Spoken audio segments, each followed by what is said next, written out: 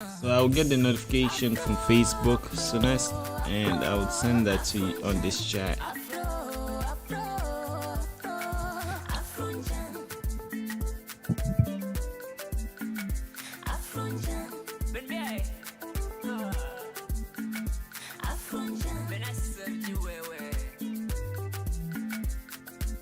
So we're live, but waiting for Facebook to generate the link. Yay, I got it. Alrighty, so let me send to you. I'll send on this chat and on Facebook so you can share. I would also share on my wall and other areas. Yeah. If you send it on Messenger, I could get it and send my wife on WhatsApp, and then I could share on Yeah, I see one person already there. Thanks for joining. Please feel free to drop your name and your location if you're interested in shout outs, and we'll do that momentarily. Thanks for joining. Today we'll be chatting with Samuel Anoke. Hi Anoke, man, you know that you introduced me to Harry Potter, right? You remember? I wish I could give you something more serious. Anyhow. Oh man, like that changed my life. Because I remember when we were Form 1, you used to read these books that had no pictures. So I don't know if you could remember the conversations. But me, I some sort of have a memory that I tend to remember things that most people forget. I do remember asking you that how can you read this book that doesn't have any picture? And then you said that, and then you said that the book tells you the picture. So because I used to read only from primary school, I used to read only books with pictures. If you give me a book without pictures, it's just like you've given me Valium. You just want me to sleep. It's something strange now, because now that I'm a content writer, I'm a content creator, I understand that it's not a crime to not want to read books without pictures, because some people are visual learners. Yeah, exactly. Some people prefer video, some prefer pictures. Yeah. I still prefer text over anything, but But I remember how people like my older brother were giving a lot of heat while growing up, because they were like, "Oh, why don't you read like Anoke?" And I always felt awkward. But now looking back, I know I was wrong, because he learns in his own way. He learns through pictures. Yeah, true. I send the chat. I send the link and to do stuff. Hey, hi, Princess. Hi, Anoke Ebanja. Nice to meet you virtually. And feel free to join again if you want to join. Feel free to join, so we'll proceed with the chat. You could also follow from here. That's fine too. Yeah, and okay. I mean, I see what you mean. It's people, as the world is becoming, as time passes, democracy is like streaming into different domains. Like, see, like now you and I are chatting. This is something that maybe 30 years ago would have needed to go to CRTV, and you see that it's just not as democratic as this, you see. So things like YouTube and other kinds of technologies have democratized information management. Similarly, if you look at our lives too, even knowledge and knowledge acquisition has been democratized, that people now understand that there's some people that would understand by watching cartoons. There's some people that, but before it could be a taboo. You see what I mean? So over time, Exactly, right? yeah.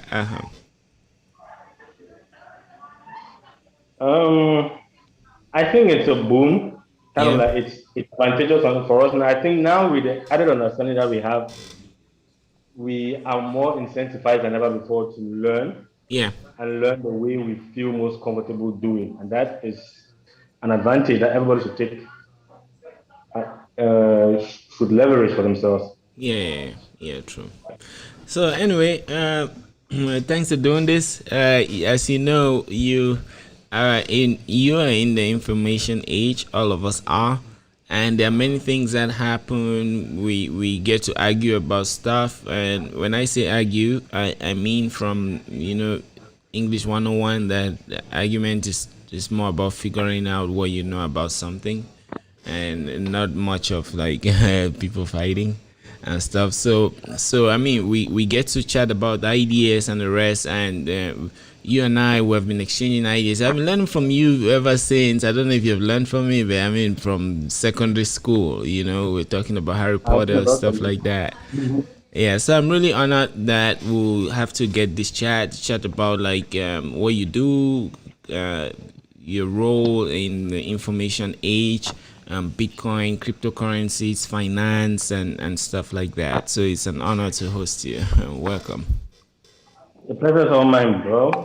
Mashallah. One of the things that I've learned from you is recently is the level of advancement and the level of development that somebody can develop mentally when they are excited about what they are learning. Yeah. I mean, I hear you bringing up not only mathematics but the philosophical concepts behind those mathematical concepts, and I'm like, wow, when the brand becomes so good at math, not just solving math but talking about math, and these are things that I myself only know because I took the time to learn out of the textbook. Because in the university, when I was studying math, it was always about coming this theorem, proving this theory, and the Yeah. rest. Yeah. But I was always interested in going to the library and buying books in the bookstores about the history of math, the history of set theory, and that's how I can actually keep up to the philosophical discussions that you bring up concerning math, which I know my schoolmates and my classmates. I just know the name. Mashallah. Yeah, I mean, on my part too, I've actually always been fascinated by math, science, but societies always have some kind of a, will I say, it's always layered. Like, let's say music. In Biroko, I in St. Francis, I played the xylophones, played the drums. So, but those that went to Bishop Rogan would be like, when did this man do that? But I always knew it. But in Bishop Rogan, I did not have the chance to show it because maybe one or two people did that the whole time we're there. You see, and then yeah, when we're in class and I couldn't express myself, or I didn't have the chance to absorb the way I am wired. So when I'm put now in a world where, like I said in the beginning, where things are democratized and then we can like follow at our own pace, then I could really show who I am. You see what I mean? So that's what surprises a lot of people. They're like, "This man, how did you know that? It's always been there." You see what I mean? Yeah. Mhm. This thing about not being given the chance actually affected me in the area of sports. Do you remember when we had our first we were preparing for our first match in Form 1? Yes. I remember. Yeah. And Yeah. then because we don't know where they asked each person to come and pick their wing. And I came and I said, nine set. Anoke and Father Basis looked at me and was like, nah, it cannot be nine. I was like, how? I don't know if it's because I had glasses on or because I was too Exactly. slight. Yeah. Yeah. And that's it. And Once they because put of that, that I guy didn't there, get that's it. You have lost that chance for 7 years that you're there. So that alone just makes it like people cannot really show who they are. Yeah. So and then it's also a human thing, right? Like knowledge is something that has the ability to interpret and reinterpret itself. And then things like mathematics, those are properties of the mind. Like math, fundamentally is, let's say, natural numbers. It's built on 0, 1, and the ability to increment and decrement. So yes, that's the property of our minds. That's why we have yesterday and tomorrow. It's the same thing. So anyone can understand it. You see, if they're exposed to that reality, then their minds is like a Wi-Fi, right? Your mind will be able to connect to the frequencies and everything, all the things captured in that domain. But if you're not given the chance, then we'll just be like a rock. And then people will say, oh, we're stupid, we're that, but not knowing that it's the society that we're in. Yeah. Okay. Yeah. So, but anyway, so in your journey, like you studied mathematics, and then you have your feet steeped in the information sector. Did you ever envision that you would really come and be like a technologist? Because normally, I'm not sure if you see yourself like that, but you are really in the technology space because if we want to really situate what you do, we would find you in some sort of a content management system which you could automate, you could customize. So you're a technologist. Did you ever visualize that? No, I didn't. growing up, and this is a product of the stereotypes that we grew up with.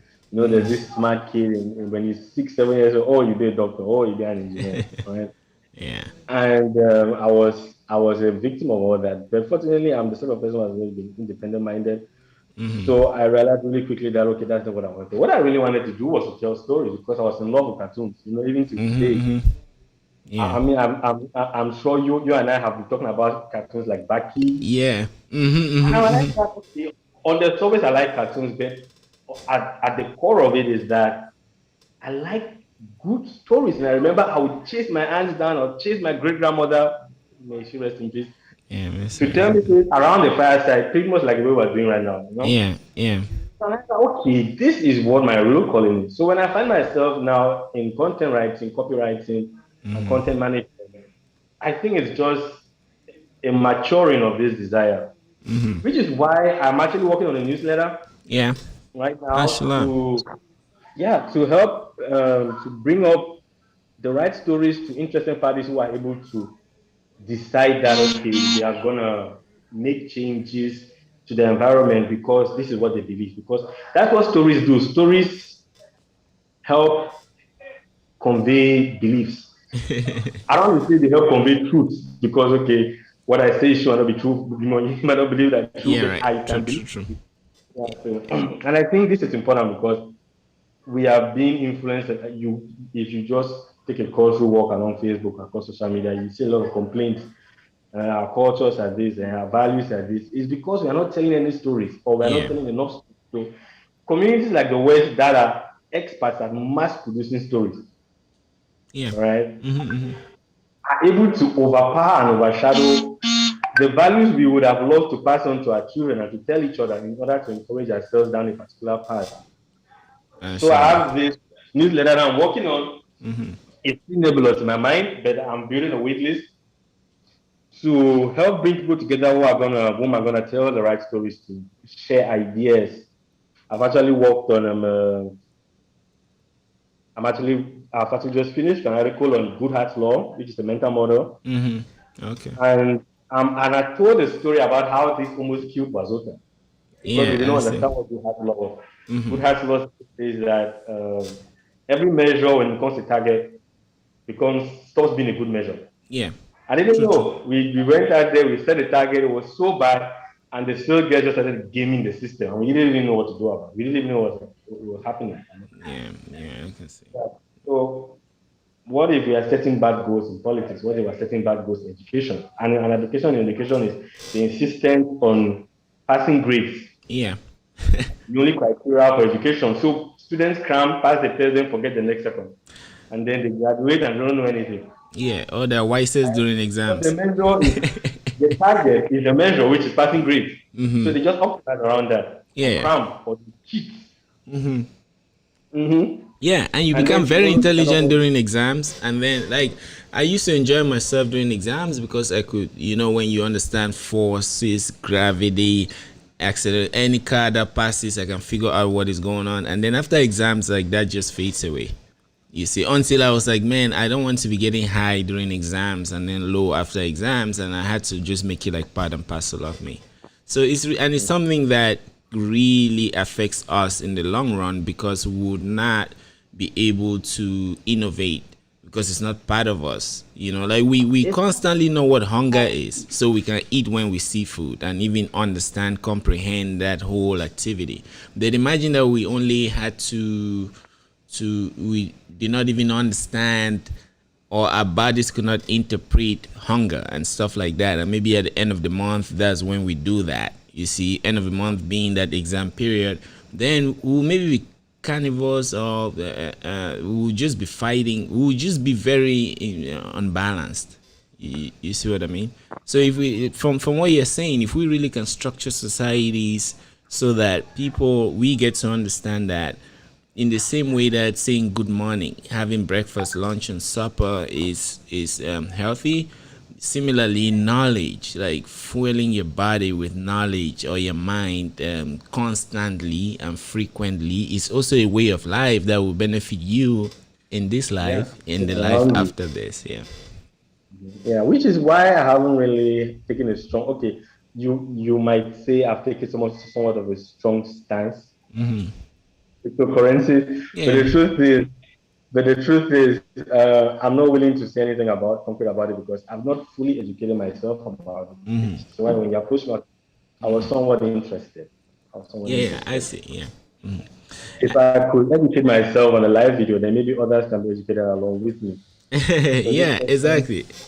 I gave you are the questions that I feel people should know in order to make up their minds whether it's worth joining the bandwagon or not. Before Yeah. until now, people have been a Yeah. little bit on the fence. And they think cryptocurrency is like a get rich quick scheme, which is it really isn't. Yeah, exactly. And also it's like over time, right? I have had issues about many things, be it religion and stuff like that. But what I came to realize is that if I have to dismiss religion, for example, I should be the best at it.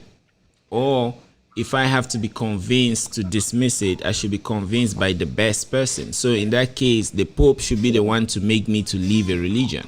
I don't know if you see what I mean. That's Yeah, I do. I yes, do. superficially someone who has understood it. So, for example, if somebody tells me that geometry is bad, it should be Euclid.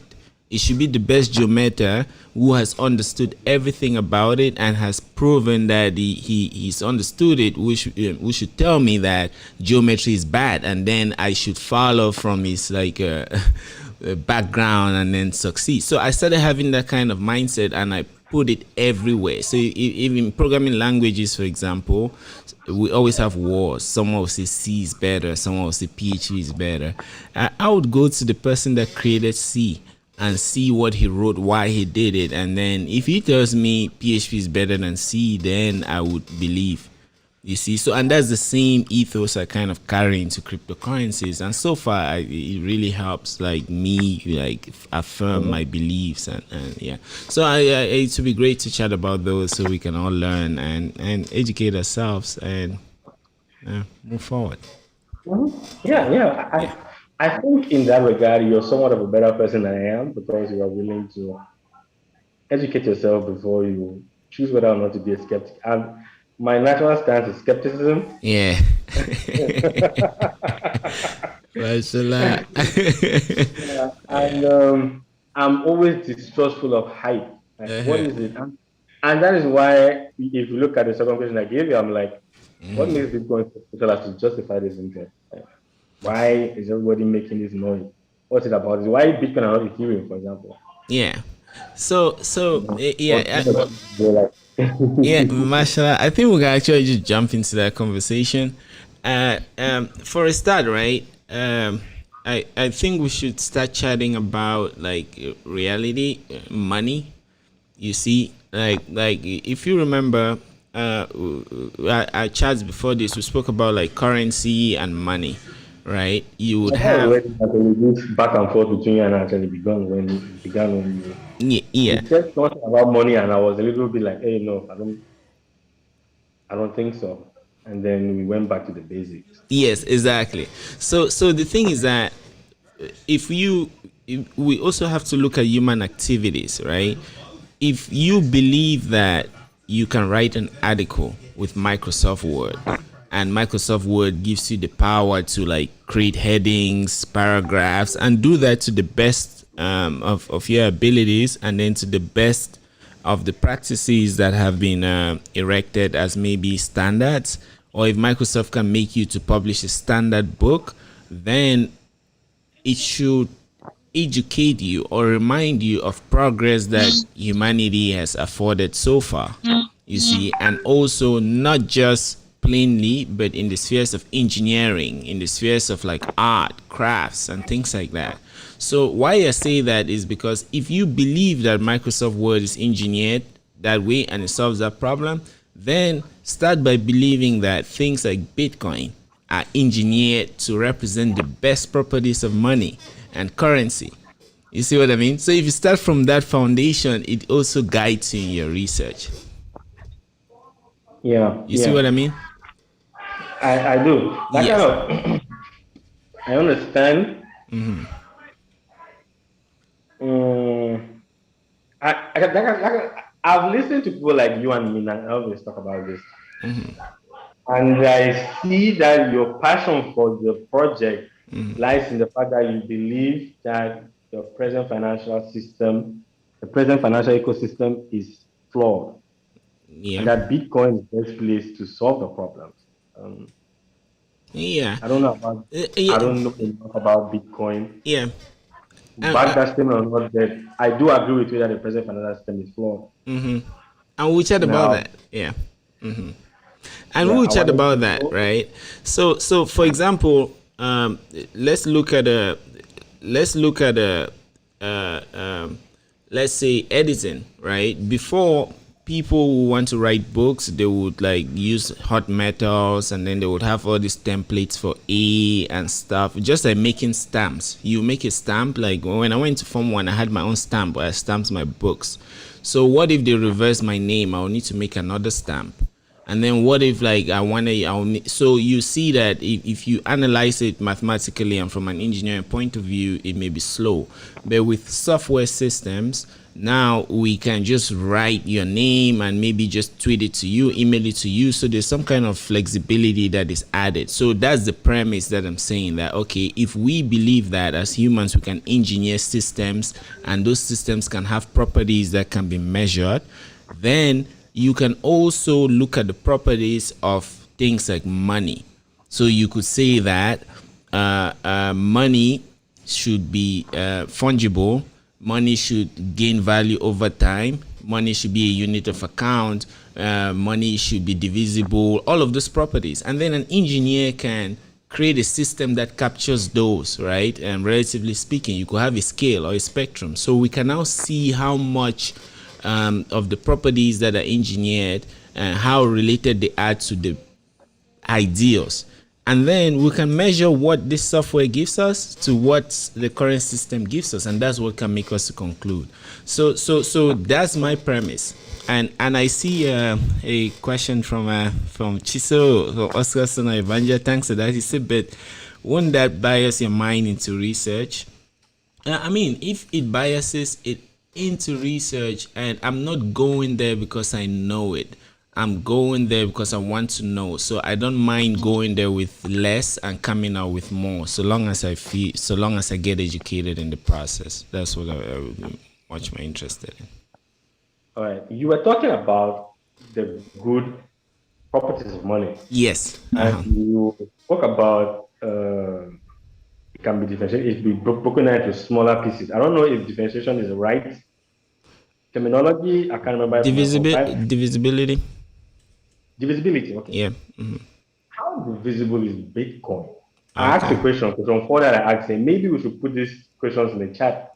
Yes. Question 4 is what is Yes. question 4, question 3 actually Okay. is Let me get it. Bitcoin differentiated enough? I actually meant is Bitcoin divisible enough become adopted as a viable currency, say in the purchase of bread or gari. Let's say it goes down over here. The markets are closed. Yeah. I can't go to the market to buy food that I need to cook. I say, okay, let me go to the store and buy bread or Yeah. I buy gari. Yeah. I have sugar in the house. But all I have is Bitcoin. Yeah. Can that help me? The money I have can help me. And if Bitcoin is going to be the great replacement, if it's going to be the great replacement of the present economic system, then it should at least be able to solve the problems of the common man. Yes. Very true. Can I send 500 pounds credit to my mom with the Bitcoin I have? Is that a feasible goal? It You is. said Bitcoin can be divisible to 100 million sats. Good and fine. Yeah. But if let's say the value of Bitcoin rises to 100,000 US dollars, dividing that by 100 million sats, I don't think it's small enough. In fact, it's small enough to address this particular problem, except there's further engineering Yeah. required to break down the stack into even smaller units. Is that possible? Is that Mashallah. something in the work? Okay, I understand your question now better. Thanks for explaining like that.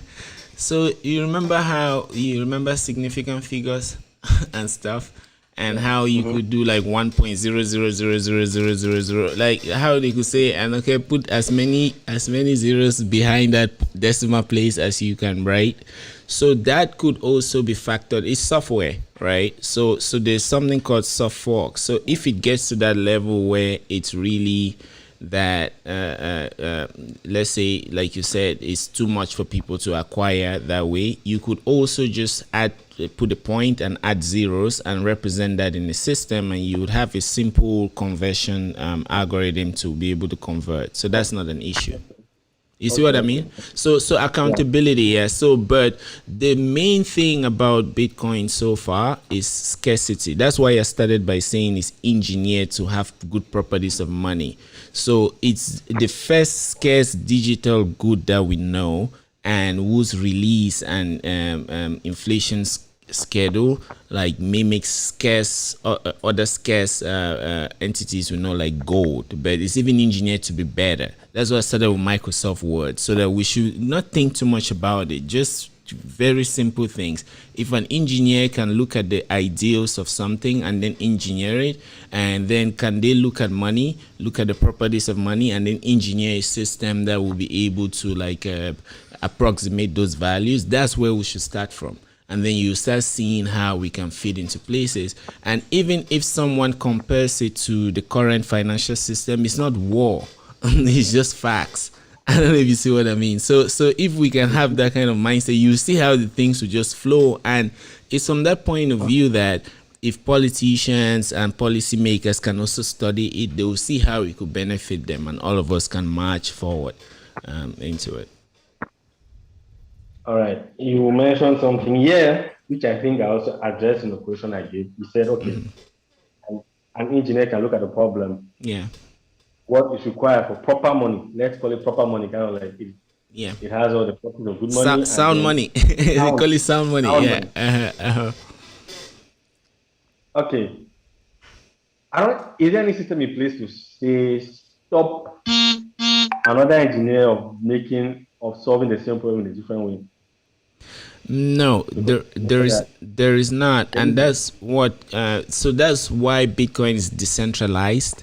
So mind you, like Bitcoin is an intersection of several domains of human activity: game theory, economics, philosophy, politics, computer science. So it's not just one thing, you see. So now in the realms of like politics and again, I love to look at politics from an Aristotelian perspective. Aristotle defined politics as the economy of the state, and then defined economics as the politics of the household. So if you start from that point of view, you see that if we think of common good, then politics and economics are just crafts that enable us to scale it out. So now, what are the things that can really make us do that? If you are in a household that you are alone, then you are kind of the best thing will be that you are your own government. Or if we go scale back, if we go back to Kant, we'll talk about autonomy. So we should try to be autonomous, and then as more people join into our circles, the more autonomous they are, the more we can work together, learn from each other, do division of labor, and then scale out, right? yeah. So you see Okay. that those are the roots of decentralization. So Bitcoin is built to be decentralized. There's no central authority. It's about consensus. The more people can meet for a common goal, the more people can lobby and follow whatever tools that are used in that time to come to consensus, the better. The Bitcoin has so many forks. Bitcoin has so many forks. Even things like Ethereum today, they always start by saying we want to fix Bitcoin. And then they end up not really meeting up, because Bitcoin, like I said, was built not just on computer science, but on the intersection of like many things, politics, art, and stuff like. I don't know if I answered your question, but I try to make it high level or philosophical so that we can like Oh, concretize it. basically, what you're saying is I shouldn't bet on somebody making something better than Bitcoin because it's as sophisticated as it gets. And there's a to that. Yeah. But what if it happens? Anyway, I think this naturally leads me to the next question, which is there has to be some buy-in, all right, given the world that we live in. There has to be some regulatory buy-in, kind of like the gatekeepers, the government. bankers have to, because I am sitting here and I'm thinking of El Salvador that suddenly made Bitcoin mainstream. Right? With the stroke of a pen, yep, Bitcoin is now in El Salvador. That's regulatory buying right there. The regulator said, okay, let's adopt this thing into our system. Good and fine. So what hope does Bitcoin have when the regulators are actually coming out with their actively working on their own digital currencies? So Kind of like, yeah, if Bitcoin is never able to fulfill what it promises, yeah. it's never able to fulfill its potential, then why are we putting the cart before the horse by being excited about it? Let's wait and see. Yeah, great. Actually, great question, Anoke. And when you say things like that, it just takes me back to what we're saying. Let's ask ourselves why then. Like, let's see, what does Bitcoin have that will attract El Salvador, or why did El Salvador make the move they made? And it's to go back to what we're saying. How much does it approximate the ideal properties of, let's say, money?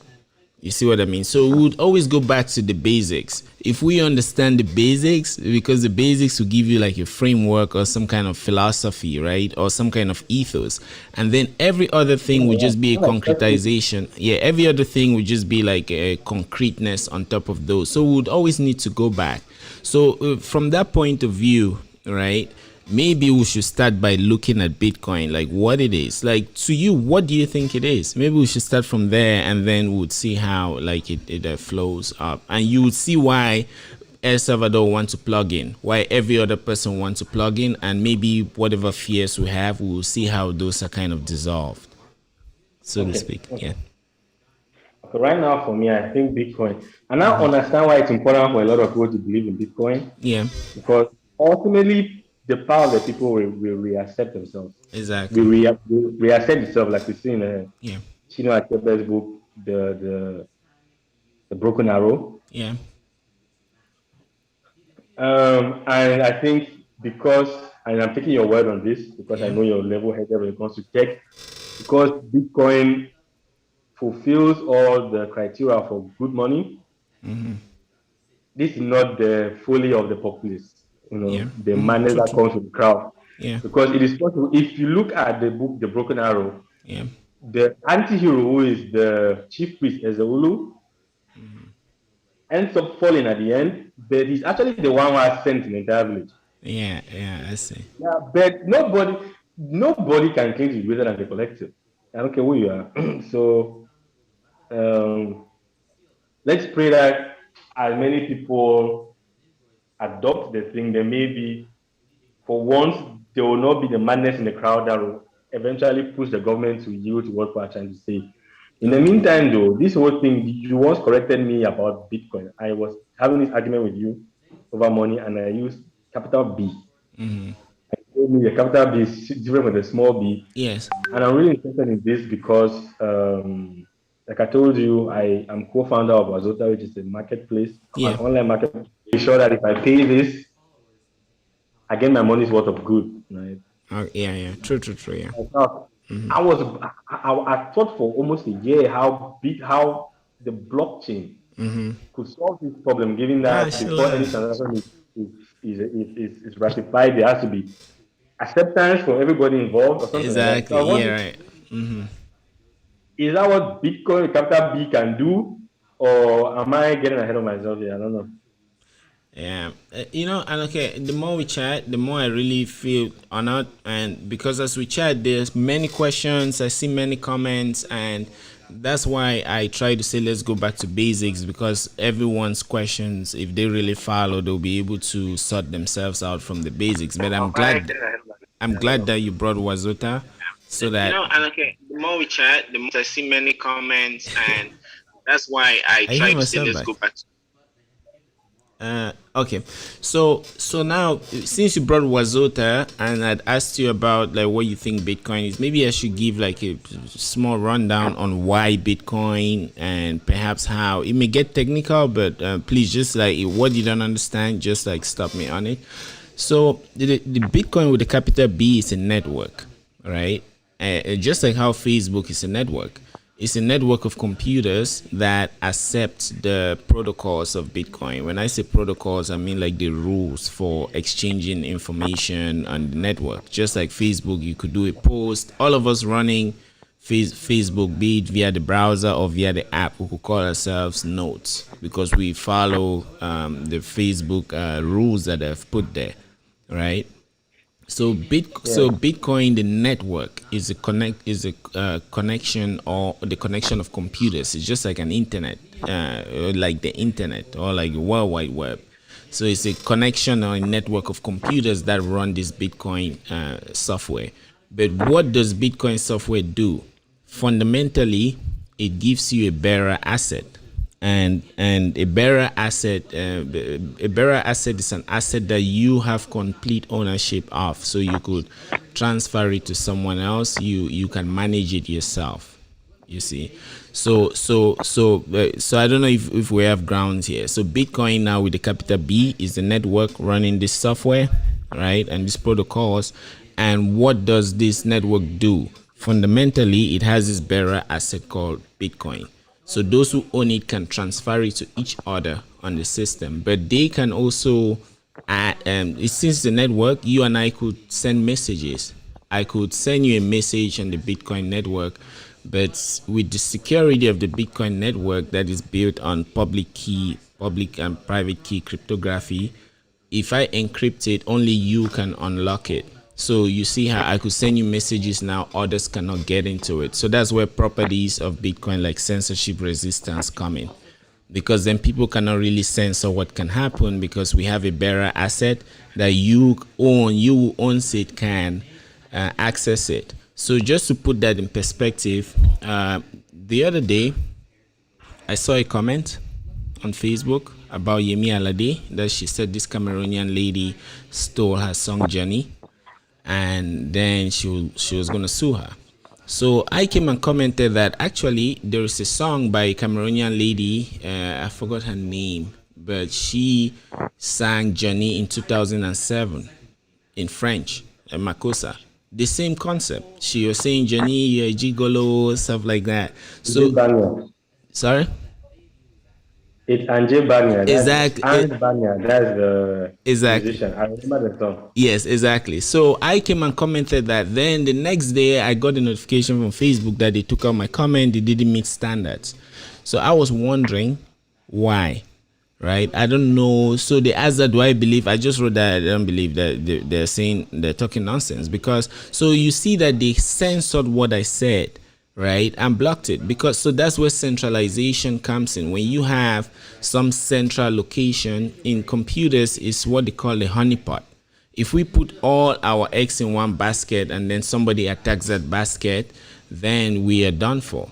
So Topo is run on Facebook now and YouTube. If Facebook should block my account, I would lose the hundreds of videos that we have here. You see what I mean? So now, so Bitcoin, the network, is engineered to also take this into consideration and protect people. So by using encryption, only me can control my assets on it. So if I want to give you something, if I send you Bitcoin, for example, I'm not actually sending you the thing literally like courier.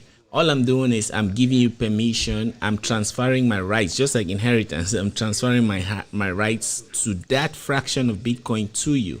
So your public and private key now will be able to operate it, so you can transfer it to someone else and you alone. You see, so then with such properties, or that property alone, no one else can come and do it for you. You see, so then if everybody now can do that, then the next thing is, okay, how is that different from maybe Bank of America? If you have an account in Bank of America, what is stopping you? You see, it comes to the same thing. Bank of America is like Facebook. If you wake up one day and they say, Anoke, we're frozen your accounts, you're done for. So your money that you have in the bank is not the bearer asset. You don't have complete control. You have the middleman that is there in your behalf, and then, or on your behalf, and that adds the fees, because the person in the middle who is there to protect you, like a bouncer, needs to be paid. So transaction costs will increase because that's why when you go to some shops, they say, okay, the minimum you pay with your credit card is $12. That's because they have to take care of like cases for fraud. They have to make sure if it bounces and things. So they add you, they say, okay, we need minimum of $12. So micropayments are not really possible. And then in order for them to ensure security and trust that you spoke about, they need to take more information from you. They need to take your date of birth, your social security number, and then they will promise you that, okay, we'll keep that safely. Then you'd hear that they hacked it in the news and your information is at risk. Or you go to Facebook, you would go and search for a watch on Facebook, on Google, and then you go to Facebook and you see watches on your Facebook. That means they're watching you. They've taken that information. They also sell it to different companies. So those are the issues that we have been seeing over time. So Bitcoin is engineering. It's not just based on ideals, but it's also based on history and statistics. So many central institutions have kicked people out who have engaged in activities that are constitutionally protected, but because of the whims of the leaders, they've decided to rule those people out. So things like Bitcoin, with the network and with the bearer asset that you can control on your own, and with the security of modern tools like elliptic curve cryptography, they've decided to give the individual the power to be able to do your own things. So I think we can take it from there, or we can stop from there. I don't know if I've given you enough basics, and so we can launch from. So that gives you a difference between the capital B and the small b. Okay, so in the case of this is possible credit. Let's say you get scammed out of your money through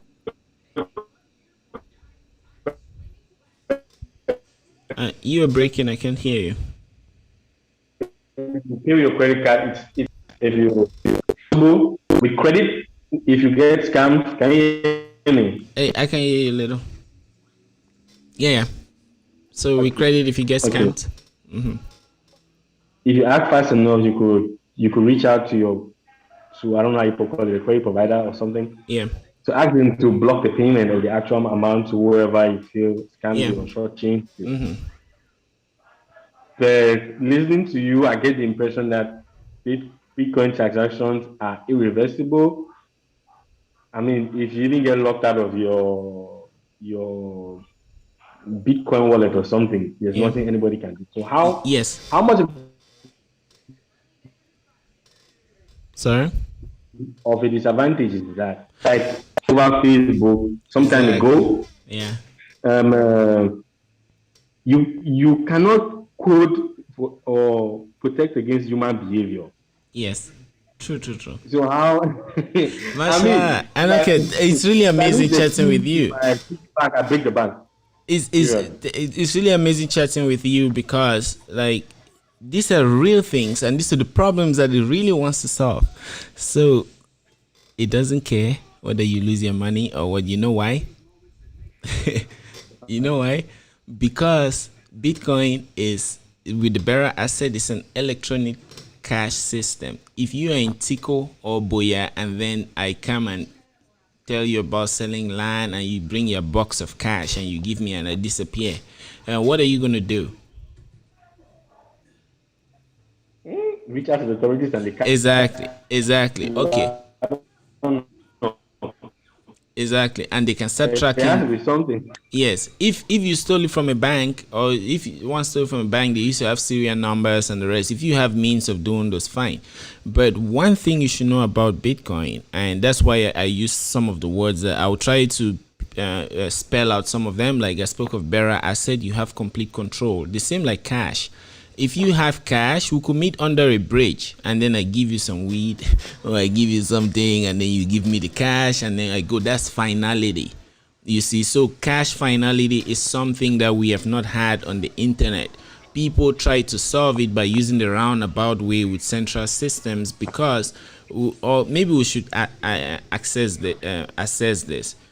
What you have said, you have looked at some of the results of people cheating each other and the rest, but there are more fundamental problems like double spending. So if you have 10,000 francs and you pay me at UB Junction, with 10,000 francs. The way nature has made it, right? You remember protein denaturation, when you fry your eggs, you cannot bring it back. Like the way nature has made it, right? Once you give me that 10,000, if I go, you don't, just like how just a protein denaturation, you cannot really rewind time back and take that 10,000. You see what I mean? So Bitcoin is an electronic cash system, and it has to learn from processes that have these properties that it thinks enable natural phenomena. So it looked at cash finality on the real plane, like on the real life, and it tries to mimic that. And if you look at that, and if you're interested in the mathematics of that, it goes back to, I don't know if you've heard of the Byzantine generals problem.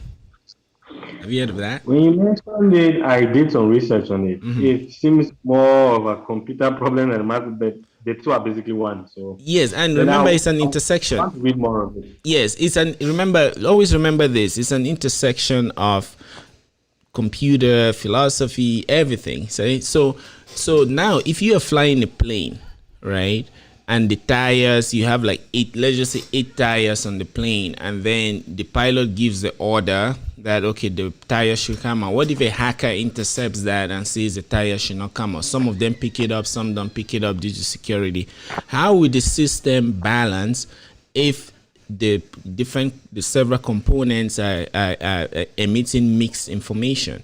Or if you have a heart surgery equipment and then some of the systems go off, maybe lights go off on one of the printers, maybe the printer that does that that you remember, the, I don't know how, the pulse rate, maybe that goes off. So how would the system not shut down completely? I don't know if you see what I mean. So if a system is not functioning as it ought to, maybe some of the subunits are down, or some of them have been hacked, how do you make sure that you still land that plane?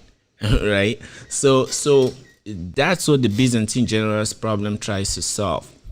It tries to, the core is that if I have a system in which I don't need to trust all the subcomponents, how do I still come to consensus?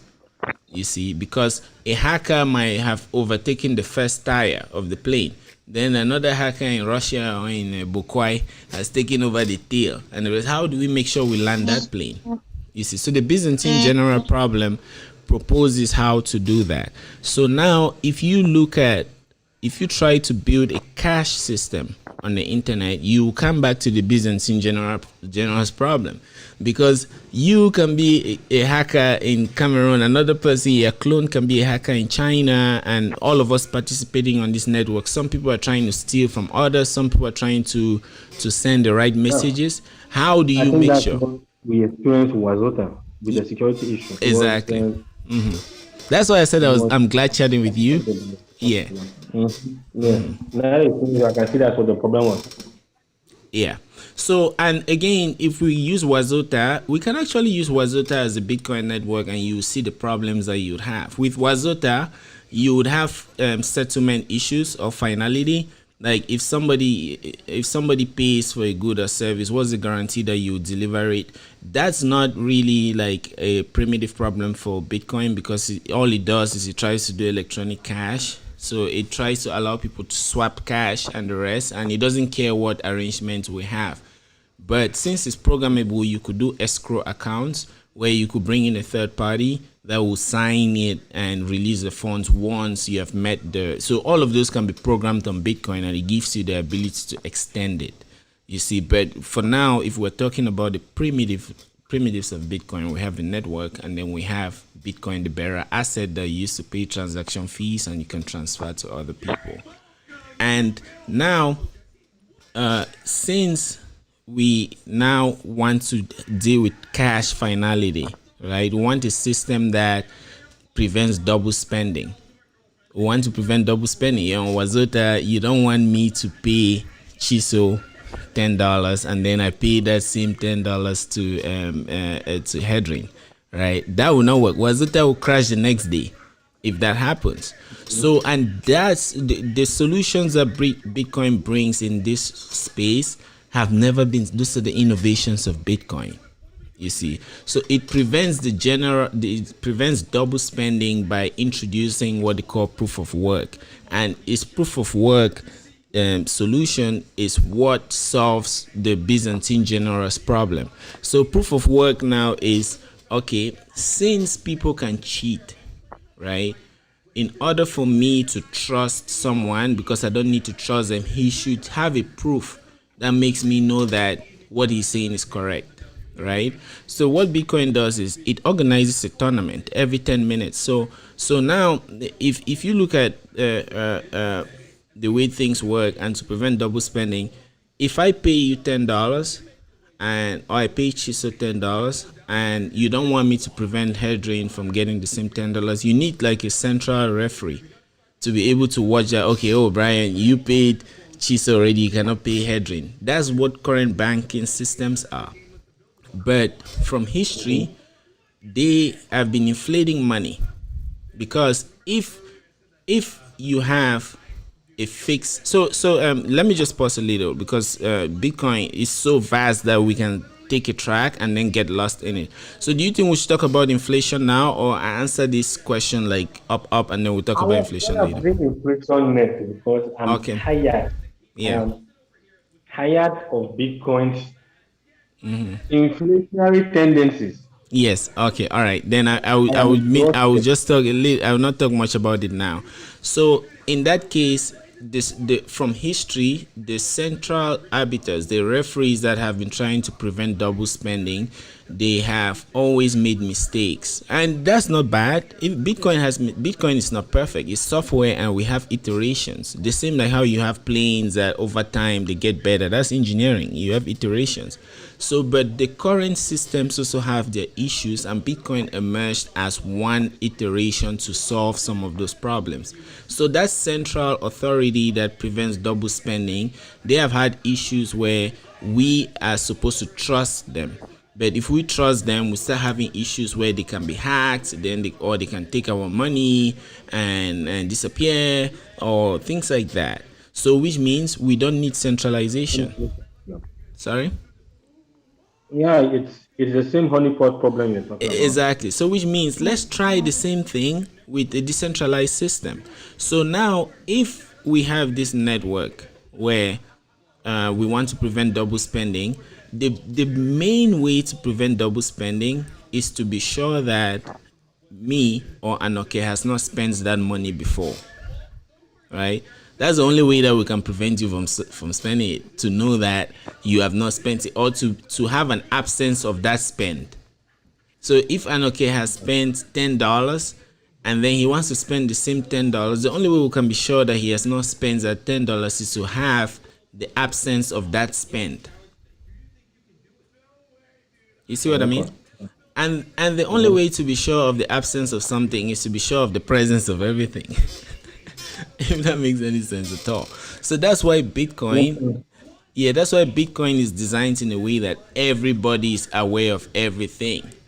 You see, so every transaction you do on the Bitcoin network is broadcast to the whole network, right? So everybody is referring. Yes, exactly. So it's decentralized and we are peers. So, and if you take it back to networking, you see that there are different types of networks in computing. You have client-server networks.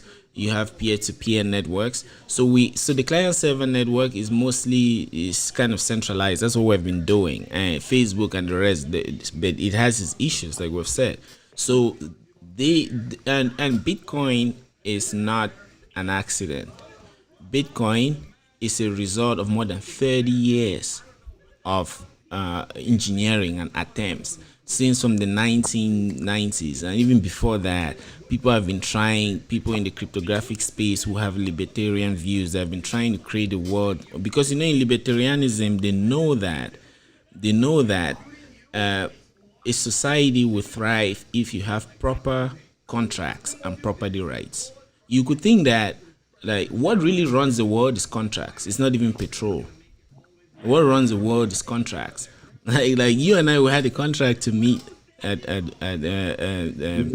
exactly. That's what runs the world. Your visa, your whatever. Those are contracts. So a libertarian world is really, really great if it approximates good environments for property rights and contracts.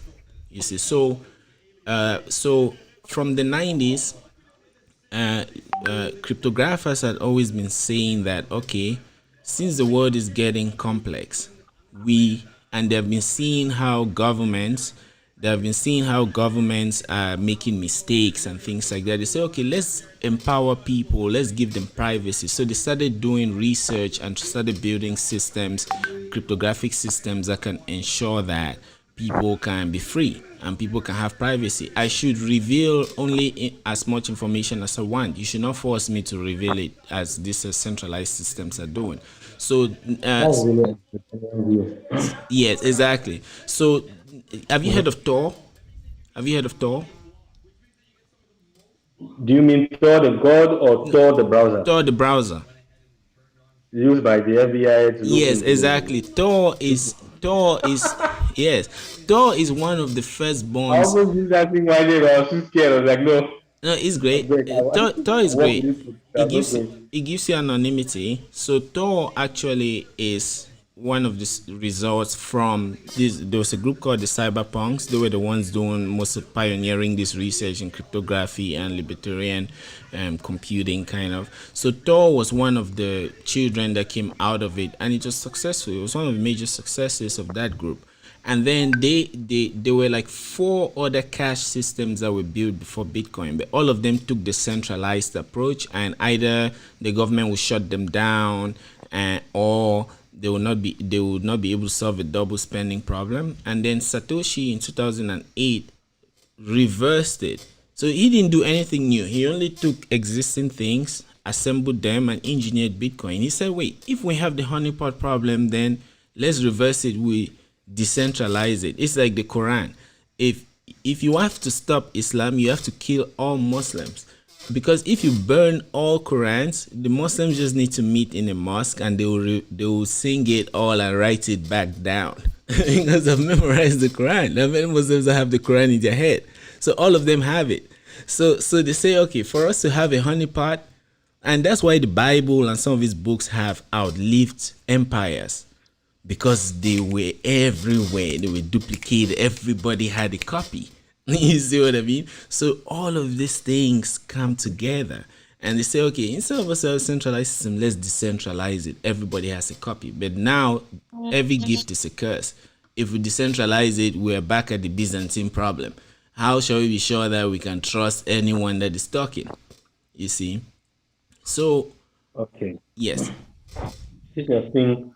You brought up thing about the ledger, and I mean, I'm happy. I'm happy that you didn't get too technical in your terminology, bringing up things like that, Yeah. because we'd have had to define what the ledger is and stuff like that. But you just reminded me of the present energy problem that Yes. Bitcoin has.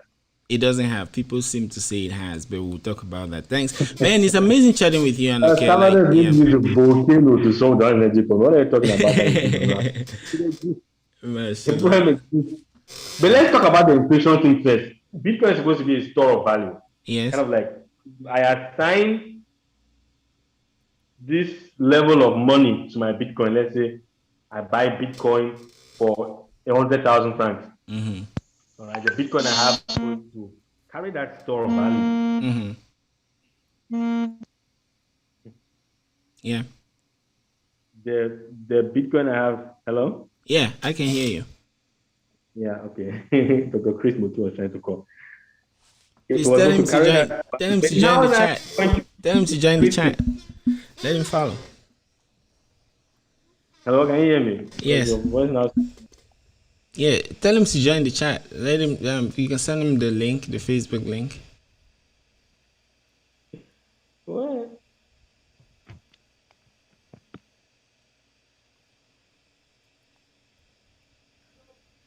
Yeah. Sorry. Continue.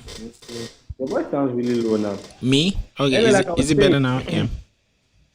How can Bitcoin be a proper store of value if it rises and falls with something as flimsy as tweets? Yes, I think Chiso. Yeah. Oh my God, Bitcoin is dying. The Chinese central bank tweets and Bitcoin loses 20% of its value. Yeah. That is people's store of value that is going up and down. I know you're going to say, okay, one of the for properties of money is that the value adds over time. We Yeah. know it's the same thing like land, Yeah. and we know it's the same thing like stocks. Yeah. But what those people who sell you stocks don't tell you is every once in a while there's a crash and then It's the not, climb yeah, starts. but it's not same I as don't stock though. know if you understand what this means, that the value of Bitcoin might also be susceptible to these crashes. Are people aware that is not a foolproof system that's always going to climb, and that there are times when it might, I'm not saying it will, it might undergo a catastrophic dip? Mm-hmm. And if that is the case, how good a value is it? Okay, yeah, mashallah. Thanks again, Anoke. I mean, these are really like interesting questions. The price of Bitcoin is a reflection of people's whims and guts and whatever wits, right? Like it's a free market. It's a free market. If we go and again, if we go back to the basics, you see how this comes out of it. It's a free market. You can jump into Bitcoin and jump out, and that works. It's all right. The market will continue. So since the free market, demand and supply are there, and also Bitcoin is used even for transaction fees on the network. So miners, the people that mine it, they accept Bitcoin, and they even add Bitcoin to the ledger based on the transaction fees you are willing to pay. So you see how demand and supply is there. It's also about incentives, and it goes back to the point that Bitcoin is not just computers, it's not just finance, it's philosophy, it's game theory, it's everything. So now the market is a free market, and it's still relatively young. It should be about 12 years, 13 years. So now, mind you, these people that do these tweets, they often do it. People have noticed that they do that to affect the market to buy. Like China or India, they would ban Bitcoin, the price will go down, they'll buy.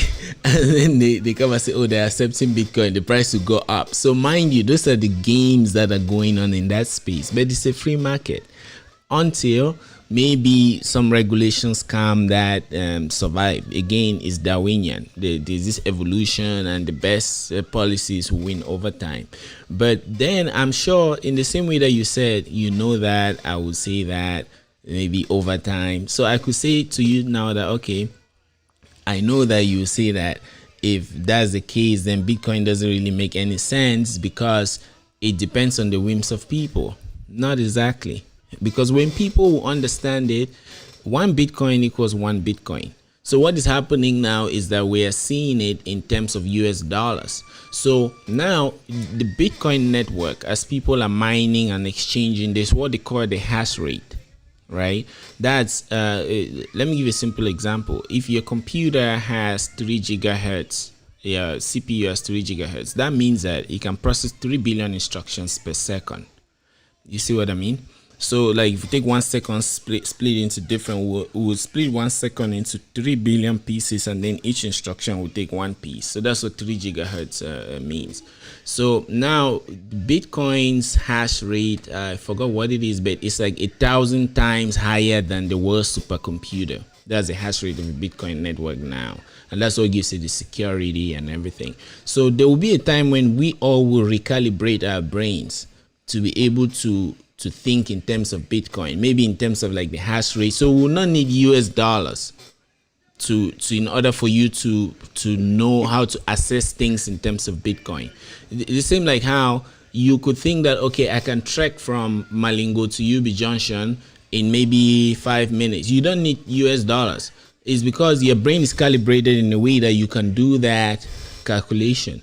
So now, over time, as people adopt Bitcoin and they understand it, they will be able to factor Bitcoin into what they do. So at that time, I can sell you bread in Bitcoin, and if I tell you that it's 10 Bitcoin, you'll be able to know for yourself. I don't know if you see what I mean.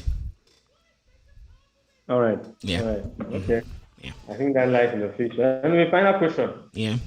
A piece of advice for those who want to invest in this thing. No romantic ideas, Uh, please. man, I like, think what's bad with Bitcoin right now is like they're treating like a stock option. Yeah. Is Not that exactly, okay? not exactly, What because we need to talk about the inflation stuff. But I think because Chiso also asked, Chiso said, okay, Brian, you said something, you mentioned inflation. What really causes the value of money to increase? Isn't it a signature of individuals? Yes, yes, yes, it is a signature of individuals, right? But if we really have to look at inflation, if you look at people like Mikey Saylor, they have really expanded on this inflation issue. The point is, inflation is like a vector, right? And okay, you and I had a long chat about this. The way inflation is calculated now with CPI and the rest, there is no inflation from that kind of metric, because they don't take into consideration things like maybe private jets and other things, because inflation is an increase in price, so it's a rate of change of the price, right? So it's a vector. You could look at it like a list, because if I say, okay, in 2010 the price of one bonbon is 100, in 2012 is 150, so you see that I will create a list of these prices, and it will have a direction, and then it will have magnitude and rest. So it's kind of a vector that we can now see, we can now take that in a computer system and apply it to everything we're interested in. So you have your own inflation, you have your own basket of goods that you deal with. Maybe you want a car, you want a computer, you want your lenses, you want your earphones. You can start tracking how the prices of these things increase over time, and then you would have your own inflation, your own index, and you have your own inflation. So when they put it together, you see that there are people whose inflation indices will have private jets. There are those that they will have soya. There are those that will have weed. There are those that will have beer. But if you take out some of these things, then it means that what wealthy people want are not found in the CPI. Because then you will not have Lamborghinis, you will not have some kind of cars and things. So, but those are the things that their prices go up over time. So if you don't put that in the CPI, you cannot really capture the inflation index, and that's why inflation never happens. So I don't know if that premise is cemented. If that's cemented, then I can go on with it. You see what I mean? Mm-hmm. Yeah. Okay. So a piece of advice for people who are looking to. So, but you get it. I just want to answer because Chiso had mentioned something that I spoke about inflation. So I want Yeah, to talk about that, and you see how he gets into this my advice. inflation. Yeah. I think after talking with you now, I would advise people to take Bitcoin seriously. Yeah, probably. But if you're buying it, buy it and hold it, because it's an asset that in 2000, I like would Bitcoin advise has its own somebody inflation. who thinks of it as a get rich quick thing to Nah, join up. you would get bent. Anybody who is looking for serious, who is looking to get ahead of the curve, Yeah, and who is looking to play a part in something significant, I would advise to join because Bitcoin appears to be a serious attempt at solving an age-old problem. exactly. And I was going to talk about that in this inflation part. So we'll get to that, and you will see how. So let me try to summarize that. You will see how it fits into the picture. But we need to understand inflation in order to see the value. So if you see inflation as a vector, it means that even Bitcoin has its own inflation, right? Because over time, in 2009, one Bitcoin was less than $1. There was a time when I think about 2010, $1 could buy 1,024 Bitcoin. Then there are people who go to meetups and buy 10,000 Bitcoin. But over time, in 2021, let's say in like February, one Bitcoin was $65,000. In 2010, so one of the first transactions, I think 2009, one of the first transactions with Bitcoin, commercial transactions, was to buy a pizza. They bought it for 10,000 Bitcoin. So it means that the pizzas will be the most expensive pizzas ever, you see. So now, what does that mean? For us to really understand inflation and the current money values, you see that if I have 1 million francs CFA, right, and then the supply of money in Cameroon does not increase, it means the next year I will still have purchasing power worth 1 million CFA. And if the goods and services that I'm interested expand, let's say by 2%, then my purchasing power, if the 1 million CFA does not increase, right, if the supply does not increase, my purchasing power would increase by 2%. You see what I mean? Like if it's soya I'm interested in, if it's flying and all these things, if they increase by 2% or 10%, and then the money supply does not increase, right? It means that the money will be relatively scarce compared to the other products that are increasing. So, and scarcity is also the heart of like any monetary policy. So because of that scarcity, if the orders expand by X%, and then my money supply stays the same, it means that I'm expanding my money value, the value of my money and my purchasing power by X%. You see? So now, in that case, if my money supply then is the one that increases by X%, and then those goods and services don't increase, the reverse happens. It means that the goods will become X% more valuable. So if now, let's say the money in Cameroon is expanded by 10% after 1 year, and then the goods and services, it could be like tickets for a game, or it could be soya or anything. If those don't expand, then you see that those will be 10% more valuable. So if you have soya now that used to be 100 francs, it's soya now, one soya will be 110 francs. Because the money of the money supply has expanded by 10%, but soya itself has not expanded. So soya is scarcer relative to the money, you see. So now, with that in mind, governments increase money supply every year. So it could be through bubbles, market bubbles. In Cameroon, for example, it's in America, for example, it's through in America, for example, you could have government spending, they could want to go fight wars. But what happens is, because of fractional reserve banking, when you go to the bank and you want to buy a house, let's say they say they lower interest rates. When you lower interest rates, you're incentivizing people to come and borrow.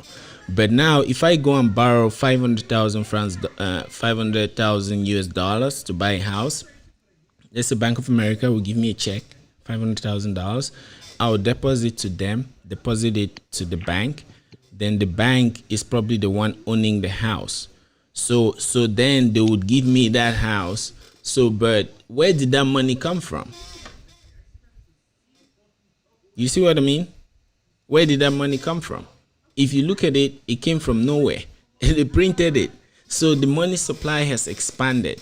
So my purchasing power, and everybody who holds the US dollars, the money has been diluted by the percentage of that, the percentage of increase that is instituted by that 500,000 that they added. So if you aggregate it, and let's say every year then the US dollar supply increases by 5%, it means that you are losing 5% of the US dollar every year.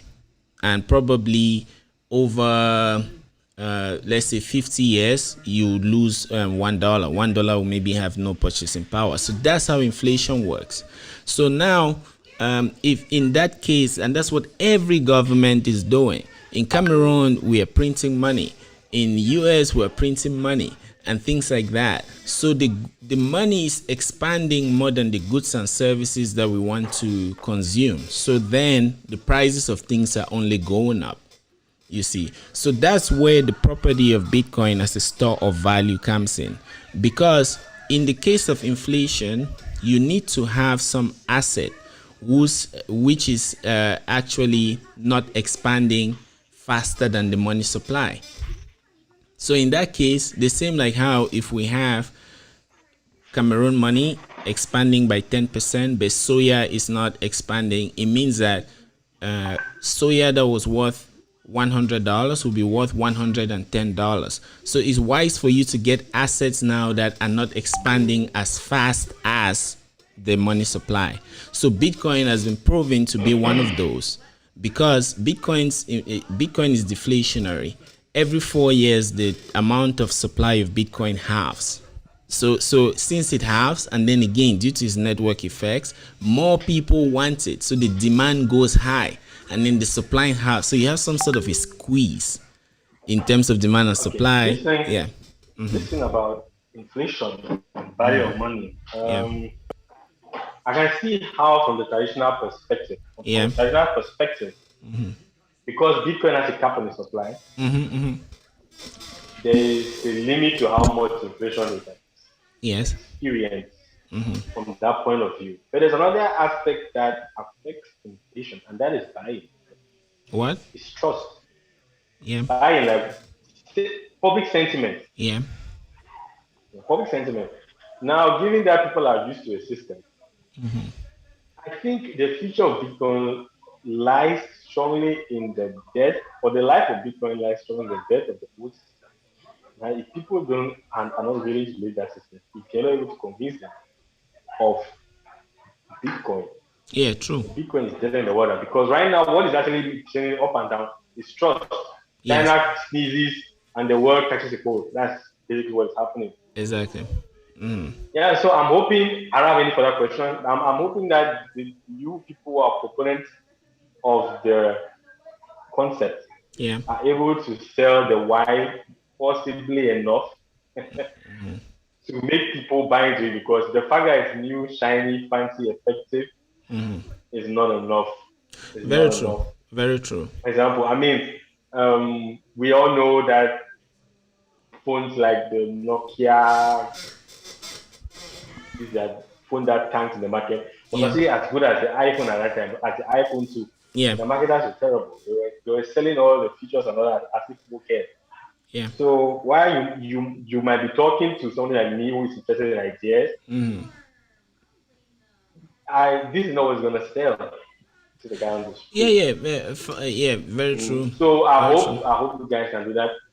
And speaking of ideas, I'm hoping that by the time I come again for another show, Yeah.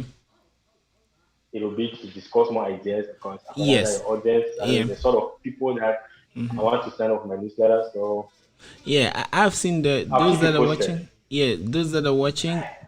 Thanks. You see I'll keep you Anoke's. posted. Yeah, you see Anoke's newsletter there, and Anoke. One thing is that don't really look at it as those of us interested are trying to sell the idea alone.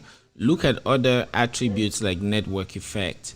Like, why did you join Facebook? You probably heard your friend from it. There was this effect that Facebook had. So Bitcoin has an effect, that a network effect, that like it All good dematerializes. ideas, or Yeah, all powerful ideas have that. exactly. I guess So yeah, that's something that Bitcoin has in its favor. Like, I don't know who said it, that nothing is as powerful as an idea whose time has come. yes, yes, I think, and that might explain why anti-colonial interests and protests spread across Africa within the span of 2 years: 1957, yeah, 1956, yes. 1959, and 75% of Africa was asking for freedom. I'm sure just 10 years before that would have been a crime because the population was not ready. So I'm Yeah, hoping that they come ready.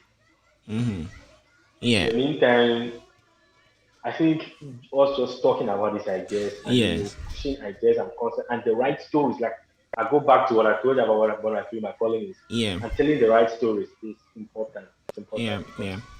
if you tell a story, It you is. It inspire is. somebody, then it makes a change. Mashallah.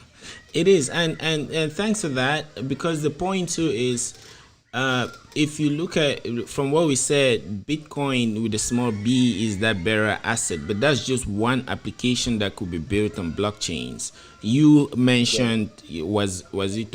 If we look at the Waspito, if we look at systems, things like land titles, or if you look at the ethos of Right? Bitcoin, Exactly. yeah, you see Especially the that. land title thing. Yes, you see that So the nobody double sells land. This is a exactly, very common. exactly. So you see the ethos also gives you some sort of a platform for you to solve a class of problems that have like double It could spending even and need to be help. It trustless. could even help with corruption if we Insurance, can all that is prove what it's that meant to do. But money. Yeah. yes, but it's not just the thing is, if you, that's why I said, for you to really understand Bitcoin, forget about every other thing and look at the basics. Now you just said even land titles don't double spend land. I'd never thought of it that way. Never. This is the first time I'm hearing that. I know from an engineering point of view that Bitcoin gives you an immutable ledger that people cannot change. And if I record my land title on it, then no one can change it. But I did not capture it as simple as you cannot double sell land. So you see what I mean? So, but that's because you understand the basic. So again, it goes back to the thesis that think of it as engineered. Like human beings, all what human beings need is time, right? That's why things like gold does not really have a cap. If we are here forever, we would mine all the gold we can ever mine. But if Bitcoin has a cap, we cannot get past it because we've engineered it that way. Okay. Mashallah. All right. No more questions, bro. Maybe let me scan through. Yeah, let me scan through the comments. So maybe you can take some, and then we can round up. Yeah. So I see. So I see. Princess Hedrin had said.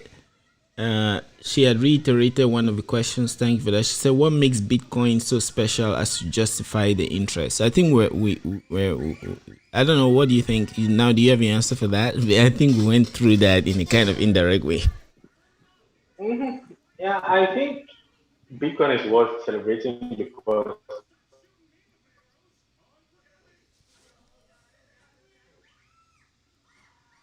it is designed to answer to perfect of what money should be. It's perfect, and I think that is good for now. Okay. I'm happy that people are actually working on some of the problems. Yeah. Right. You know, that it's a work that has been in progress for 30 years. That means you have a lot of this working to Yeah. and yeah. Yeah. And then Fichamfian Coin says not necessarily that the present financial system is flawed. Everything we will ever have and achieve will always have flaws. However, BTC is a flag holder of the present evolution that the financial system is going through. We have seen this evolution in the past centuries concerning the medium of exchange. Mashallah. Thanks, DJ. That really captures it. Although if we have to put on a person, like you put on the hat of a person, we can say not that it doesn't have any flaw. I mean, like you said, even in the statement, if you don't have flaws, then why are you here? You see what I mean? If you don't have flaws, what are you doing here? Go to heaven. Go somewhere. Because at the end of the day, those who don't have flaws, as they say, or they don't have enough flaws, they'll be in heaven. You see what I mean? But anyway, we are here to iterate and things, make them better. If you look at your screen now, it's shining more than how Google is shining more than how it used to shine 10 years ago. 10 years ago, Google was probably just one old website that was just there, and now it's shining. So we'll always have these iterations. And then again from DJ, he says the cryptocurrency strength lies in the acceptability by the community. Yes, BTC is just that's a very good question. Yes, BTC is just one of the cryptocurrencies which has gained prominence. There are some cryptocurrencies being used in some shops, snack and marketplaces, even there in Cameroon. Check out the Limo. And the more its community expands, the more available, acceptable it's going to be. Yeah, very true. Very true. And okay, have you heard of Shelling Point? No, have you heard of the idea of Shelling Point? It's actually very simple. If we are in France and I say, okay, meet me at 12 p.m. and I don't really tell you where to meet, you will probably come to Tour d'Eiffel or some kind of a place that you think is possible that will be there. If in UB, I say that it's probably be a UB Junction, right? Or maybe some kind of a building. Yeah. So a Shelling Point is the location that has a probability that most people will go towards it. So the only reason you could have problems with France CFA or US dollars, but the only reason why you will not go and riot is probably because no other person will go and riot. But if everybody goes to riot, you probably go and riot too. So the Shelling Point is about us meeting in the middle or us meeting somewhere. So that's also what Bitcoin is. Currency, all of it is social consensus. So that's what Shelling Points are. So that I'm reminded because DJ says that it's just acceptability by the community. Yes. So that makes it a Shelling Point. Yeah, which is something I brought up. I was talking about value or inflation being affected by people's trust of the system. Yeah, exactly. How are we gonna? Are people gonna trust it so much that they're gonna leave what they're used to? Yeah, which is the flawed present financial system and go there or not. So I think it's up to those who are telling the right stories. Yes, They true. should keep telling the right stories, and then Yeah. And then Chiso Oscar Sona Ebanja says, how much should our society value money? Right, Chiso, man, you're asking questions. Eh? This question, when you don't answer, you need the rest of you. This is actually life. Like, how much should our society value money? Bitcoin is being criticized that it is gambling because Elon Musk spoke and its value increased. However, Cristiano Ronaldo in a press conference 3 days ago refused drinking Coca-Cola and said we should drink water. The shares of Coca-Cola reduced by $5 billion. Clearly, I think if people believe in it, then it's more important than federal laws. Yeah, I think the same thing like the Shelling Point thing. Yeah, so yeah. yeah, like I was saying, the power of the people will always reassert itself. Yes. Eventually, if enough people believe in Bitcoin, then the government have no option than to yield. Yeah, true. So And I think it yeah. all boils down to telling the right stories to the Yes, exactly. Yeah. And you would see, and the thing is with right Bitcoin, people. you will see. Because at the end of the day, Yeah. you could tell a million stories and gain 10 followers, or you could tell 10 stories and gain a million followers. Yeah. Very true. Yeah. Yeah. So Fichamfi, I think, Fichamfi replied, so she said very well said. All those things are dependent on the forces of the market. Yeah, I mean, it's the same thing. And thanks, guys, like for all of this content because it's natural. That's what I'm saying. If you see the properties of the things, you see everything that So, is happening about us, around us.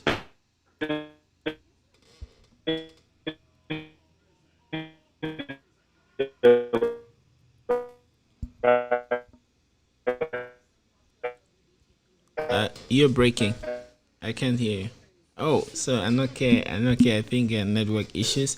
But thanks, guys, for the amazing questions. DJ Chiso, I had spoken about inflation, and there is more to it. Like Bitcoin has some age. It's older than a decade, so there is a lot to it, but it's distributed, so everyone in the world has access to it. Those who are in the States, I don't know if you have had this experience where maybe you travel from Maryland to Texas and then you go swipe your card at the gas station and they block it. So when they block it, that's them trying to help you secure your money, but they end up.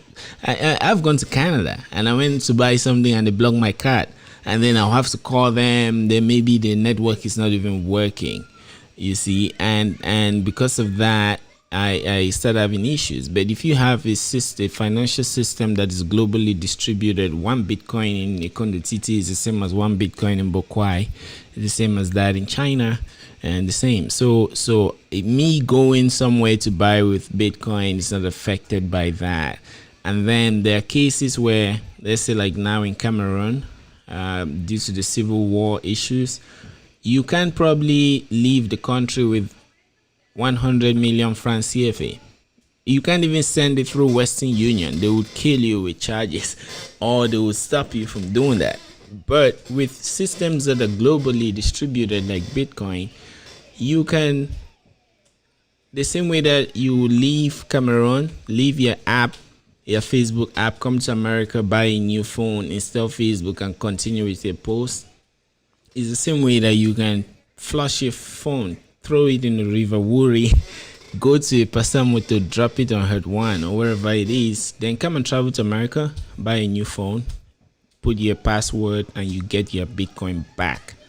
You see, it's the same thing. You could cross borders with it by just saving some keywords in your head, and you travel with your fortunes. The Jews have been forced out of Russia, they've been forced out of Europe and other places before, and they lost their wealth.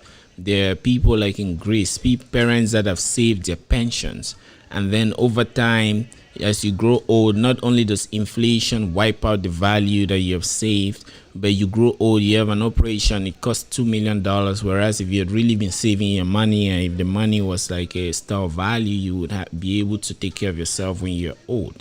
We are getting old.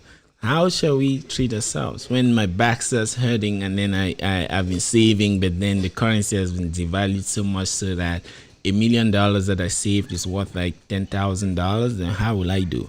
So you need systems that can store this value over time. So if you're getting into Bitcoin, it's not really about trying to buy it in the morning and sell in the evening. Look at the value over time. In 10 years, it grew from less than $1 to $65,000 per coin. So which means that maybe in 30 years, that's a good pension thing. You could be tithing the 10% a day. This is not financial advice, but perhaps over time, the value, you will see the value that is accrued over time. So that's that. So I think Anoke is having a network issues. Not sure if he will be able to join back, but I would hang in again for a bit and wait for him. But in the meantime, if anyone has any more questions, please feel free to drop it in the comment section. I'll be glad to answer if I can. And thank you for listening.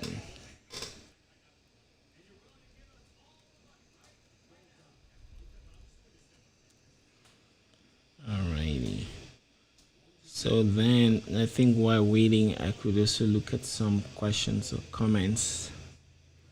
So Princess Hedrin, you had said that's confusing. I can't quite catch where you meant or what you meant by that, but I could take on that if I'm giving more context.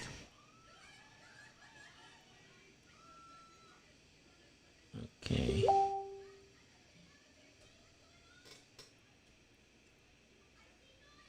So while waiting for Anoke, I think we could take like a short break and maybe like a musical break and to go from there. DJ Cleve exclusive, sir.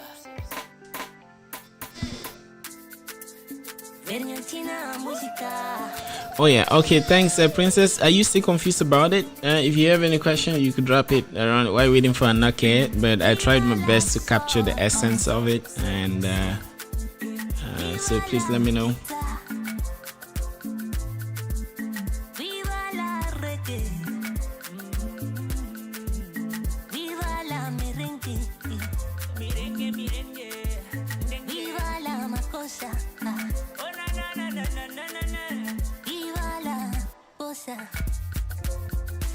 Okay, thank you too.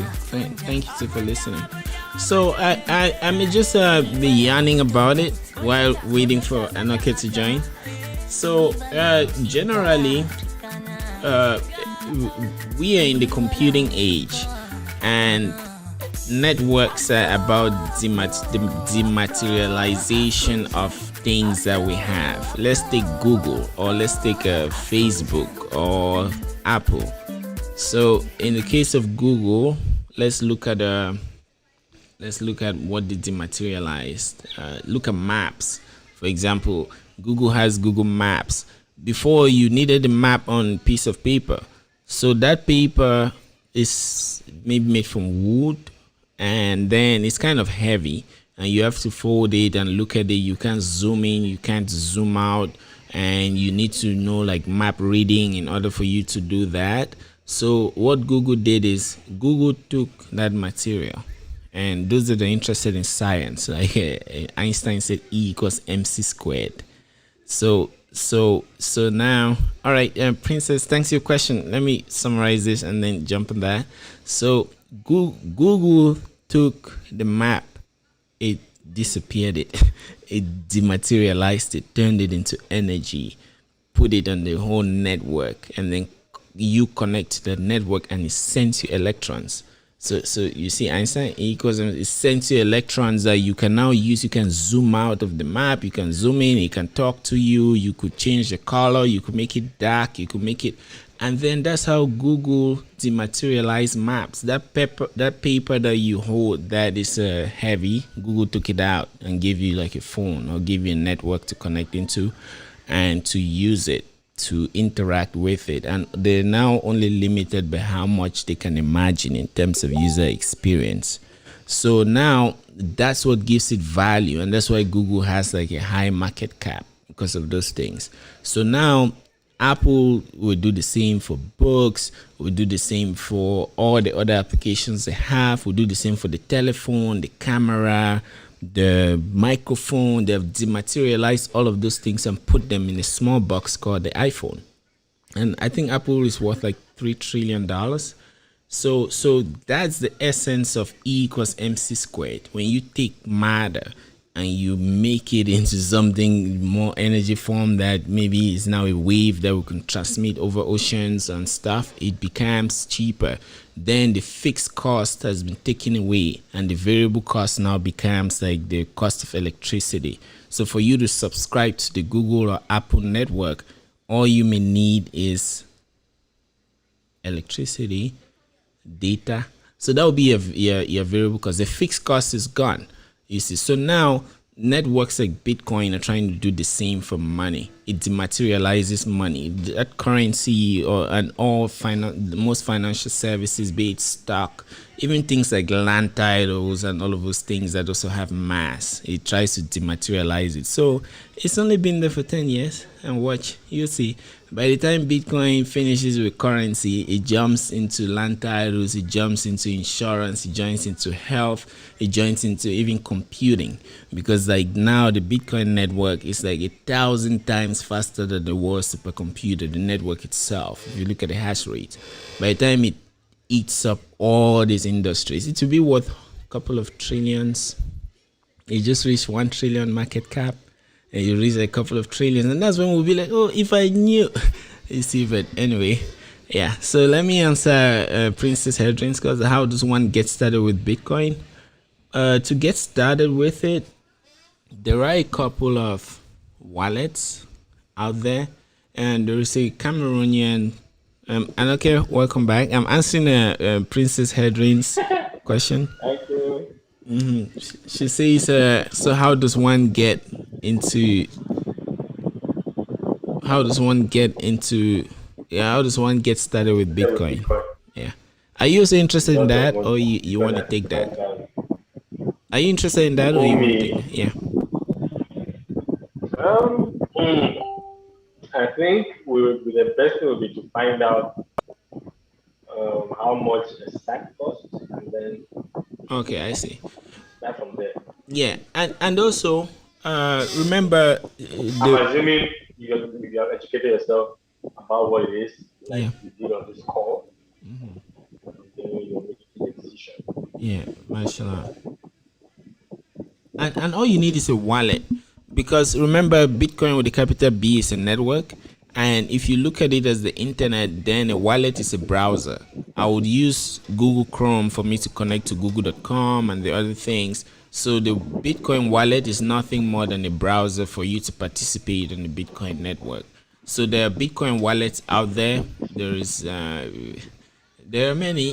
Like there's a Trust wallet. There is Ejara. Ejara is actually a Cameroonian cryptocurrency platform that they're also dealing with investments and the rest. That's also, they have a wallet.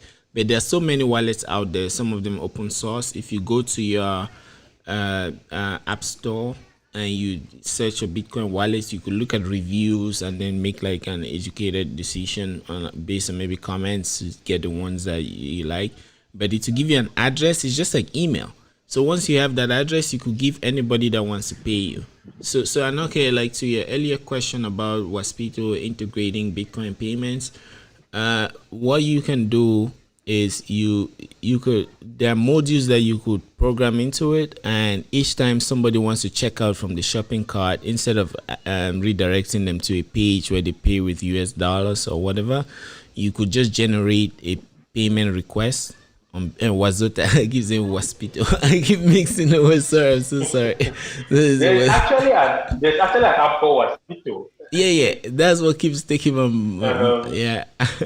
That I think is headed by Alexis Tasnia. Yes, that's what keeps confusing me. So okay, so Wazota. He's a better brand than I do. We need to work around that. Yeah. So with Wazota on the checkout, right, the shopping cart, you could just generate, because Bitcoin gives you by default some sort of a POS, point of sale, because you could request a payment and it will generate a QR code for you. right? So you could send me that QR code, and if I scan it with my Bitcoin wallet, it will just decrypt all the information that was encoded in it or decode it. So if I was buying like something that was 100 sats, it will just take that and convert it to that, and then I can pay. So now all what is left is and Bitcoin, the public ledger is available to everybody. So you can now just go there and check the ledger to see if it's been confirmed. You see, but you could also use other payment networks like Lightning that make Bitcoin payments instant, right? So you can now use Lightning, which is almost like just how we have Cash App. What else? Cash App. What are all these systems that are built on the monetary networks like Cash Apps, PayPal, things like that? So Lightning is another layer on top of Bitcoin, layer 2, right? Bitcoin is the foundation, and then the first floor is like Lightning that makes payments and settlements faster, so that they can settle on because Bitcoin is a settlement network, and every 10 minutes it settles itself worldwide. So there's no need for me to buy coffee with Bitcoin and wait 10 minutes or 1 hour. But if I have to send you $1 billion, for example, the normal banking system, they will probably refuse to send that money, or if they send it, it will take 5 business days. But with Bitcoin, it takes 10 minutes. So you see how if you're taking, the bigger the money you're sending, the more you see the power of Bitcoin. So for smaller microtransactions, they have layer 2 scaling solutions. So Wazota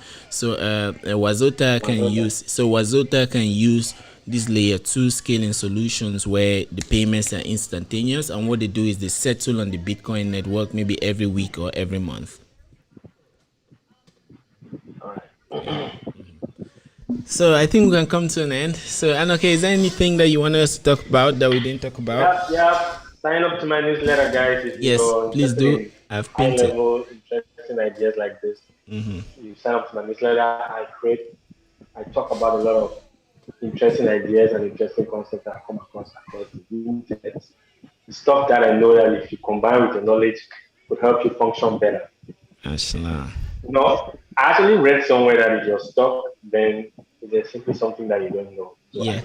I share the ideas that people don't know, hoping that it will help them experience the breakthroughs that they need. Mashallah. Like I said, telling the right stories to the right people, we could create the world that we want to do. I mean, I don't want to die in a country that cannot have 24 hours life. I know there's somebody out there who can solve this life. I just know that they've not just heard the right words to motivate them to start working on the problem. So I'm hoping to keep those words out there. So sign up and chat forever. Yeah. All right. Thanks, Anoke. For those listening, Anoke went to the same school, and I remember him introducing me to Harry Potter, and that blew my mind because you remember Dumbledore with his half moon glasses, and then when I saw the movie, I was like, the book was clearer than the movie. So I prefer the book. Even if I prefer the book. Yeah. I don't like those movies. I think they kicked out too many interesting parts. Exactly. Which means that from writing, we could get more information. So I started reading and reading. Yeah. So you changed my life, man. So thanks for that. And so those that have heard about the newsletter, maybe the newsletter could be that Harry Potter that he gave to me. Exactly. And that's what he'll be giving to you. Exactly. So check it out. And yeah. So Anoke, thanks a lot for your time. Pleasure. Please consider this as Mashallah. Consider this like one or the first out of a countless number of episodes that we could hold. And whenever you feel like chatting on anything, come here, we chat. Now you know how things work here, and I'll be glad to even if you want to do your own podcast, we'll be glad to launch you into that. Oh, okay, cool. Thank you. Thank you. Yeah. All right. Yeah. All right. Thank you. Thanks everyone for listening. Chiso, Sona, Ebanja, Fichamfi, DJ, Princess Hedrin, thanks a lot. I can see the power and the force that you are, and I can see how you, what value or how invaluable you are to Anoke. So you guys remain blessed. Thanks everyone for connecting. Cheers. Bye guys.